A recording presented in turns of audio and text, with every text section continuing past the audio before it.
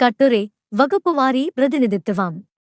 சென்ற வாரத்திற்கு முன் 5ஆம் இதழ் தலையங்கத்தில் வகுப்புவாரி பிரதிநிதித்துவம் என்ற தலைப்பின் கீழ் ஸ்ரீமான் சத்தியமூர்த்தி லால்குடியில் வகுப்புவாரி பிரதிநிதித்துவத்தை பற்றி கூறின ஆக்ஷேபனைகளை 37 பாகங்களாக வகுத்து அவற்றுள் முதல் 12 பாகங்களுக்கு மட்டிலும் தக்கவாறு பதில் எழுதியிருந்தோம்.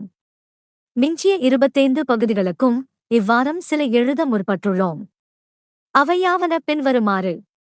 13வது ஸ்ரீமான் சத்தியமூர்த்தி தற்சமயம் நடக்கும் வகுப்பு மகாநாடுகளை பார்த்தால் அரசாங்க விஷயமாக யார் என்ன நினைக்கிறார்கள் என்றே தெரியவில்லை என்கிறார். இதை தைரியமாய் ஒப்புக்கொண்டதற்கு நன்றி செலுத்துகிறோம். இவற்றிலிருந்து நாடெங்கும் வகுப்பு உணர்ச்சி மலிந்திருப்பதும் அந்த காரணத்தால் அரசாங்கத்தைப் பற்றி ஜனங்களுக்கு அவ்வளவு கவலையில்லை என்பதும் புலனாகிறது. ஆதலால் இரண்டொருவர் தங்களது சுயநலத்திற்காக வகுப்பு துவேஷத்தை கிளப்பி விடுகிறார்களே அல்லாமல் பொதுமக்களிடம் அவ்வுணர்ச்சி இல்லை என்று பிராமண பத்திரிகைகள் சொல்லுவது யோக்கிய பொறுப்பற்றத்தனம் என்பதும் நாடு பூராவும் அதே கவனத்தில் இருக்கிறது என்பதும் நன்கு புலனாகும். ஏன் அப்படி வகுப்பு கவலையில் இருக்கிறது என்று யோசிப்போமானால் ஒரு வகுப்பாருக்கு மற்றொரு வகுப்பார் செய்யும் கொடுமையும் சூழ்ச்சியும் தாங்க முடியாமலேயே அல்லாமல் வேறு என்ன என்று சொல்ல முடியும்? 14வது ஒவ்வொரு வகுப்புக்குள்ளும் உப வகுப்புகள் ஏற்படுவதால் பிரதிநிதித்துவம் எல்லையில்லாமல் போகும் என்கிறார். இதற்கு ஆதாரமில்லை. அப்படி இருப்பதாக வைத்துக் கொண்டாலும் பாதகமில்லை என்றே சொல்லுவோம். ஆனால் தமிழ்நாட்டில் இந்துக்களும் 3 வகுப்புதான் இதுபோன்று வகுக்கப்பட்டிருக்கிறது. இதை அரசாங்கம் முதல் பிராமணர் மற்றும் பலர் ஈராக எல்லோராலும் ஒப்புக்கொள்ளப்பட்டிருக்கிறது. அதாவது பின்வருமாறு. 1. பிராமணர் என்று சொல்லிக் கொள்ளப்பட்ட நமது நாட்டு பார்ப்பனர். 2. க்ஷத்திரியர், வைசியர், சூத்திரர் என்று பார்ப்பனர்களால் சொல்லப்பட்ட பார்ப்பனரல்லாதார். 3. பஞ்சமர் என்றும் தீண்டக்கூடாதவர் என்றும் சண்டாளர் என்றும் பார்ப்பனர்களால் பெயரிடப்பட்ட ஆதிதிராவிடர்கள். இம்3 வகுப்புகளுக்குத்தான் இப்போது வகுப்பு வாரியாக பிரதிநிதித்துவம் கேட்கப்படுகிறது. இப்போது உள்ளவையும் இம்3 வகுப்புகளே ஆகும். இதைவிட அதிக பிரிவுகள் ஏற்பட ஆதாரமில்லை. வகுப்பு வித்தியாசங்களின் அஸ்திவாரமெல்லாம் ஒருவன் உயர்ந்தவன் மற்றவன் தாழ்ந்தவன் என்கிற உயர்வு தாழ்வு வித்தியாசத்தை கொண்டதே அல்லாமல் செட்டியார், நாயுடு, நாயக்கர், முதலியார், பிள்ளை, கவுண்டர், உடையார், நாடார், தேவர், ஐயர், ஐயங்கார் என்கிற பட்டத்தை ஆதாரமாகக் கொண்டதல்ல என்பதை ஞாபகத்தில் வைத்துக் கொள்ள வேண்டும். பல காரணங்களால் வகுப்புவாரி பிரதிநிதித்துவம் கூடாது என்று சொல்லும் ஸ்ரீமான் திரு வி. கலியாணசுந்தர முதலியார் போன்றவர்களும் இம்3 பிரிவையே ஒப்புக்கொள்ளுகிறார்கள். சர்க்காரும் இம்3 பிரிவை ஒப்புக்கொண்டிருக்கிறது. பார்ப்பனர்களும் இம்3 பிரிவை ஒப்புக்கொண்டு மாண்டேகு செம்ஸ்போர்டு சீர்திருத்தத்தின் கீழ் வகுப்புவாரி பிரதிநிதித்துவம் ஒரு வகையில் வழங்கியிருக்கிறது. காங்கிரசும் வகுப்புவாரி பிரதிநிதித்துவத்தை ஒப்புக்கொண்டு முஸ்லிம்களுக்கு கொடுத்ததோடு அல்லாமல் மகாத்மாவும் ஒப்புக்கொண்டு காங்கிரஸ்வாதிகளிலேயே முஸ்லிம்களுக்கும் கிறிஸ்தவர்களுக்கும் தாழ்ந்த வகுப்பார் என்போர்களுக்கும் பிரதிநிதித்துவம் பிரித்து கொடுத்திருக்கிறது. தமிழ்நாடு காங்கிரஸ் கமிட்டி விதிகளில் 8வது விதியில் அகில இந்திய காங்கிரஸ் கமிட்டிக்கு உள்ள 25 ஸ்தானங்களில் மகம்மதியர்களுக்கு 4, கிறிஸ்தவர்களுக்கு 1, தீண்டாதவர் என்கிற வகுப்பினருக்கு 1 என்று பிரித்திருக்கிறது.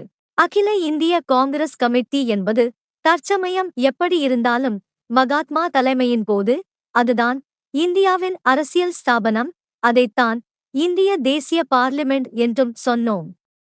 அதில் வகுப்பையும் பிரித்து பிரதிநிதித்துவத்தை ஏற்படுத்திய பிறகும் இந்திய தேசிய சமூகம், சிறப்பாய் தமிழ்நாடு தேசிய சமூகம் முழுவதும் ஒப்புக்கொண்டு அதனால் யாதொரு இடையூறும் இல்லாமல் தேசிய காரியங்கள் நடந்து வரும்போதும் ஸ்ரீமான் சத்தியமூர்த்திக்கு எல்லையில்லாமல் போய்விடும் என்கிற பயம் அப்பொழுது ஏற்படாமல் இப்பொழுது ஏற்பட்ட காரணம் என்ன என்பது தெரியவில்லை.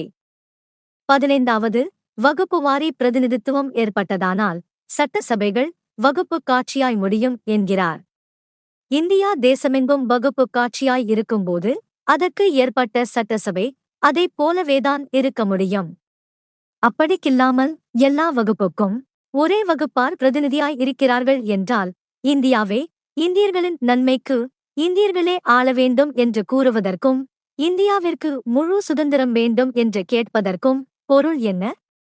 வகுப்பு நன்மையைப் பற்றி கவலையில்லை, ஜாதியைப் பற்றி கவலையில்லை என்று சொல்லுவோமானால், உத்தியோகத்தை ஐரோப்பியமயமாய் இருப்பதைக் களைந்து இந்திய வகுப்புமயமாய் ஆக்க வேண்டும் என்று நாம் ஏன் பிரயத்தனப்பட வேண்டும்? ஐரோப்பியர்களை விரட்டிவிட்டு அவர்களுடைய உத்தியோகத்தை பார்ப்பதர்கள் அனுபவிக்கவா? அல்லாமல் இந்தியர்கள் அனுபவிக்க என்று சொன்னால், இந்தியர்கள் என்றால் என்ன? பல மதம், பல வகுப்புகள் கொண்டது. அப்படியானால் எல்லா மதங்களும், எல்லா மதஸ்தரும், எல்லா வகுப்பினரும் ஆளுவதுதான் இந்தியர் ஆளுகை, இந்தியர் அனுபவம் என்று சொல்லலாம். 16வது, இதைக் கொடுத்தால் இதோடு நிற்காமல் உத்தியோகங்களிலும் ஸ்தல ஸ்தாபனங்களிலும் கல்வி போர்டுகளிலும் பிரதிநிதித்துவம் கேட்பார்கள் என்கிறார். ஆம், கேட்போம். வகுப்புவாரி பிரதிநிதித்துவத்தின் தத்துவமே அதுதான். பல வகுப்பார்கள் கொண்ட இந்தியாவின் ராஜரிக உத்தியோகத்திற்கு ஒரு வகுப்பார் மாத்திரம் எப்படி வாரிசுதாரர்களாக ஆகக்கூடும்? ஐயோ, கேட்பார்களே என்று ஏன் ஸ்ரீமான் சத்தியமூர்த்தி ஆத்திரப்பட வேண்டும்? யார் வீட்டுச் சொத்து? பிச்சைக்கு வந்தவன் பெண்ணுக்கு மாப்பிள்ளையா என்பது போல் ஸ்ரீமான் சத்தியமூர்த்தியின் வகுப்புக்கு இந்திய உத்தியோகத்தில் ஏகபோக பாத்தியம் ஏது? உத்தியோகங்களிலும் ஸ்தல ஸ்தாபனங்களிலும் கல்வி போர்ட்டிலும் கண்டிப்பாய் வகுப்புவாரி பிரதிநிதித்துவம் இருப்பதாய் இருந்தால்தான் இந்தியா இந்தியர்களால் ஆளப்பட வேண்டும் என்று கேட்க உரிமை உண்டு. அதிலும் கல்வி போர்டில்தான் கண்டிப்பாய் பிரதிநிதித்துவம் வேண்டும். அதில் சரியான பிரதிநிதித்துவம் இல்லாததால்தான் இன்றைய தினம் பிராமணரல்லாதாரும் சிறப்பாய் தீண்டாதார் என்போரும் நமது நாட்டில் இவ்வளவு கேவலமான நிலைமையில் இருக்க காரணம். கல்வி இலாக்காவை எடுத்துக்கொண்டால் வைஸ் சான்சலர் ஒரு சிவசாமி ஐயர், செனட் மெம்பர்களோ பல சீனிவாச ஐயங்கார்கள், சர்வகலாசாலை அங்கத்தினர்களோ பல ராமசாமி சாஸ்திரிகள், கல்வி இலாக்கா இன்ஸ்பெக்டர்களோ பல பிராமண சாஸ்திரி சர்மாக்கள், தலைமை உபாத்தியாயர்களோ பல ஐயர் ஐயங்கார் ஆச்சாரியார் சர்மா சாஸ்திரிகள். இவற்றின் செலவுக்கு பணம் மாத்திரம் கவுண்டர், முதலியார் செட்டியார், உடையார் நாயக்கர் நாயுடு, பிள்ளை, நாடார் கோனார் முதலியவர்கள் தங்கள் குடித்தனம் கெடும்படி கள்ளும் சாராயமும் குடித்து கொடுக்க வேண்டும். சர்க்கார் அந்த வரும்படியிலிருந்தே செலவு செய்ய வேண்டும். இத்தனை பார்ப்பன ஓநாய்களையும் தப்பி பார்ப்பனரல்லாத பறையர், பள்ளர், சாம்பன், புலையன், சக்கிலி, நாயக்கர், கவுண்டர், பிள்ளை, முதலியார், சாயபு, இன்னாசிமுத்து முதலிய ஆட்டுக்குட்டிகள் கல்வியில் உருப்படி ஆவதென்றால் லேசான காரியமா? இவ்வருஷம் ஒரு பள்ளியின் அறிவிரி வகுப்பில் 98 பார்ப்பனரல்லாத குழந்தைகளும் 2 பார்ப்பன குழந்தைகளுமாகச் சேர்ந்து படிக்குமானால், இன்றைக்கு 14வது வருஷம் இவர்களின் படிப்பை கவனித்தால் 98 பார்ப்பன பிள்ளைகள் 2 பார்ப்பனரல்லாத பிள்ளைகள் வீதமாகவே BA வகுப்பில் படித்துக் கொண்டிருப்பார்கள். இதன் காரணம் என்ன? கல்வி இலாக்கா போர்டில் வகுப்புவாரி பிரதிநிதித்துவம் இல்லாததுதான். அல்லாமல் வேறு காரணம் என்ன சொல்லக்கூடும்? பிராமணரல்லாத பிள்ளைகளுக்கு புத்தியில்லை என்று சொல்லிவிட முடியுமா?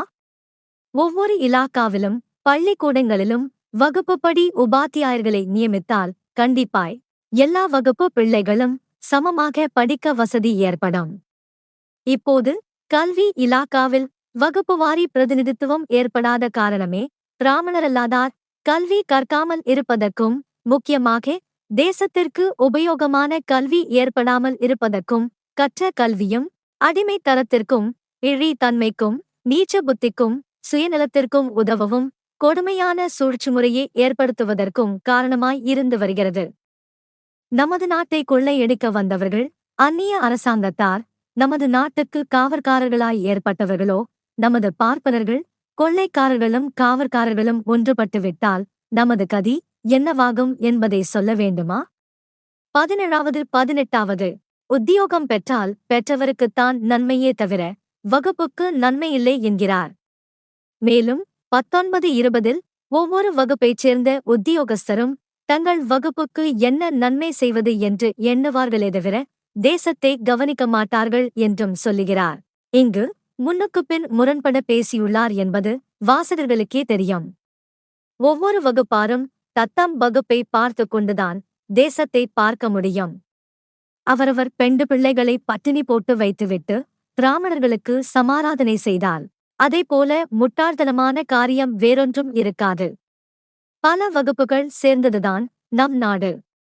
ஒவ்வொரு வகுப்பும் அதனதன் நன்மையை நாடிவிட்டால் எல்லா வகுப்பும் நன்மையை அடைந்துவிட்டதாகிவிடும்.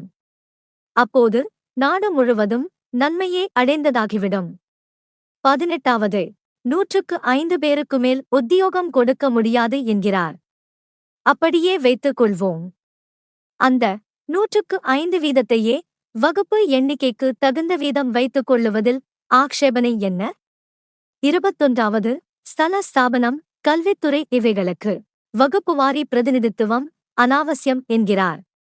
இதனால் மற்ற துறைகளுக்கு அவசியம் என்பதை இவரே ஒப்புக்கொள்ளுகிறார்.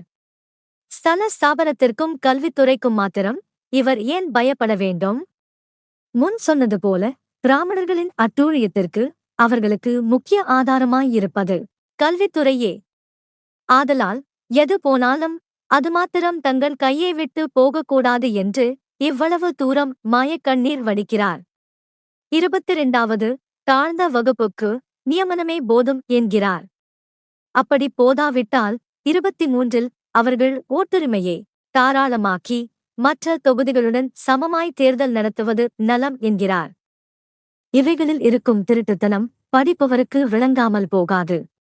அதாவது தாழ்ந்த வகுப்பாரை சர்க்கார் நியமனத்தையே எதிர்பார்த்து கொண்டிருக்கும்படி செய்துவிட்டால் பிராமணரல்லாதாருடன் சேரமாட்டார்கள் என்கிற தந்திரம் ஒன்று, தாழ்ந்த வகுப்பாரின் ஓட்டுரிமையை தாராளமாக்கி வைத்துவிட்டால் அவர்களை தங்களோடு சேர்த்துக் கொண்டு ஏமாற்றி அந்த ஓட்டின் பலனாயும் பிராமணரல்லாதார் தலையில் கையை வைத்துவிட்டு எல்லா ஸ்தானங்களையும் தாங்களே அபகரித்துக் கொள்ளலாம் என்கிற தந்திரம் மற்றொன்று. மற்றவைகளுக்கு மறுமுறையில் எழுதுவோம். குடியரசு கட்டுரை, ஜூன் 20, 1926.